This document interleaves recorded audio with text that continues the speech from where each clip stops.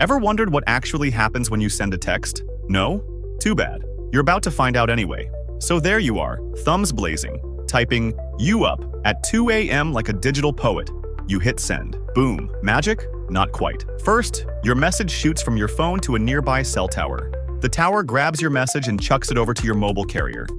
Think of them as the post office, but with less smiling and more hidden fees. Your carrier then does some behind-the-scenes mumbo-jumbo, figures out where the recipient is, and reroutes your message across a vast network of servers, switches, and wires that basically scream tech stuff. If the person you're texting uses a different carrier, your message gets passed along like a digital hot potato. It's a team effort. Everyone's involved, like a group project, except it actually works. Now, if you're using iMessage, WhatsApp, or some other fancy app, your text might get encrypted. That means it's turned into digital gibberish that only the recipient's phone can decode. So, good luck, hackers.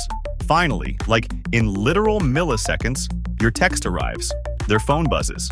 They read "you up" and either smile or block you. Either way, mission accomplished. So next time you send a message, remember, it's not just a text.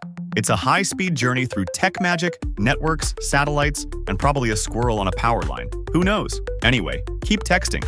The internet's bored when you don't.